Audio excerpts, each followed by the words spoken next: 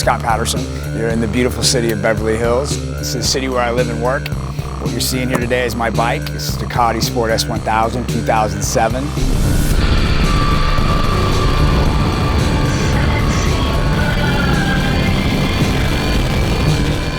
I love to customize. I want it to be different. You fall in love with a bike, you see it on the showroom floor, but once you get it, you have to put your own personal stamp on it. I had it painted out, reversed out black.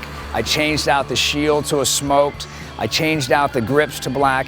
You don't want to overdo it. So one of the things I did, I just changed out the dipstick to red, to match the bike and kind of set it off. The cells were clear. I changed them out to black. The exhaust comes in a single. I changed it out to an exhaust system called Termes and had it put into a dual exhaust, which gives you more horsepower. They remove some smog things, which that isn't legal, so don't do that on your own.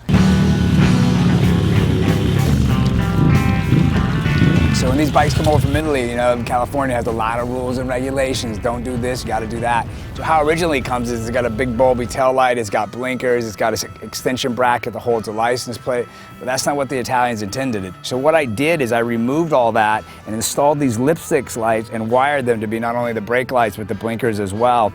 So it gives you what the Italians intended it to be, this open, lots of travel, race style look. It looks great, it's super sexy, but it's really illegal. I love that on a bike. I'm 18 and I don't know what I want.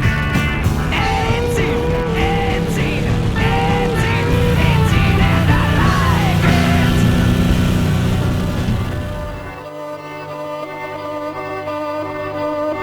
it. So how I ended up with this bike is, like most Americans, or maybe not enough of them, I just went for my annual physical, went to see the doc. I was feeling great, no idea that anything could be possibly wrong. And what ended up happening is I ended up getting diagnosed with cancer. It alters your state forever, and gives us a real reflection on our immortality and all that. A lot of it is the challenge that you have to face and the difficulties of getting through the treatment. It'll help define you about what your strength of courage is about, because life isn't about how you handle success, it's how you handle difficulties and failures. This is what I got when I found out I had cancer. And this was it. This is my bucket list, so this is the only one. I wanted something that would include me getting out of the house and get me around the boys and get me something back to what I love. I grew up in a little town called Mammoth, and I had 3 brothers, and we all had motorcycles.